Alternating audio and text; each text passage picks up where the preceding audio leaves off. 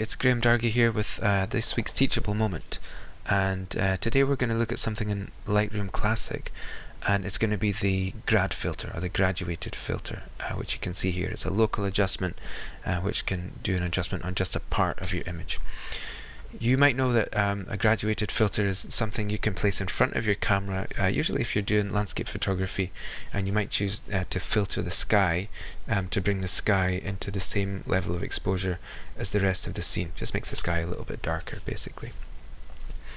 But this is something we can do in Lightroom, of course. So I'll click on the tool there, and it's this like rectangle there. Keyboard shortcut is M. When you click that, you can see this range of adjustments appears, and these are now tied to what you're going to do in the graduated filter. So it's not for the whole scene, it's just for the area that you're going to pull the graduated filter over. So if I go into the scene, I want to pull this down, click and drag that down over the sky. You can see those lines appearing, and I want to actually match the angle of the breakwater there. So I'm just going to pull that across, and we can adjust this again later, fine-tune that later, but here we go. I'm just going to click on exposure here and just bring that down, and you can start to see what that's doing in the sky.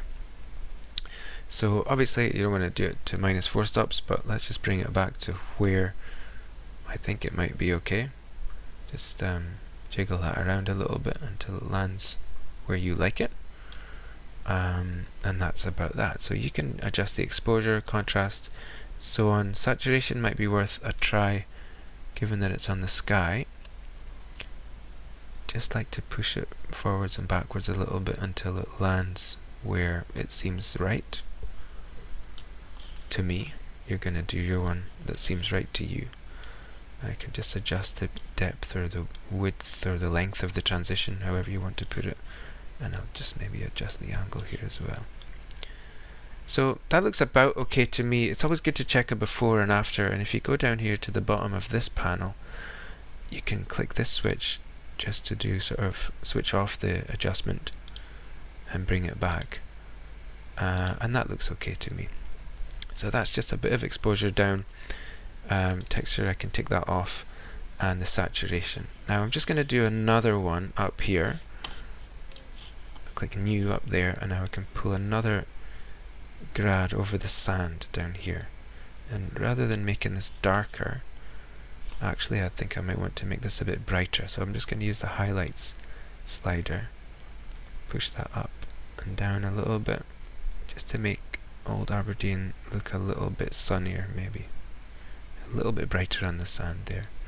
Maybe I could put some texture on here because there's some shells, mussel shells and seaweed and whatnot down there, just to add a bit of texture to there. So I think that's me done. Again, I can toggle this on and off here, and that looks okay to me. What's quite interesting or helpful with the overlay tool, once you can see the lines there which tell you where the grad filter is, but what's quite useful is to press the O key, and that brings up this red overlay. That lets you see exactly where the adjustment is falling. You can actually change the color if you click Shift and O. You can change that to green or white or black.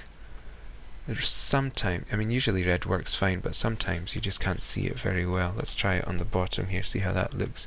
Looks fine with the red. So you can see that, but it's just another way to help you see exactly where the adjustment is falling, and that's fine. But so that's using the O key to put an overlay so you can see exactly where the grad filter is working. Okay, I'm going to click done there. If you like this, you can subscribe to the channel, of course, so you can get notified about more of my videos.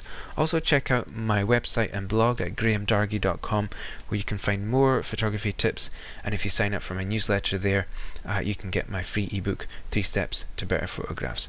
Hope you found this helpful. Please share it with your photography friends if you did, and help me get the word out about what I'm doing here.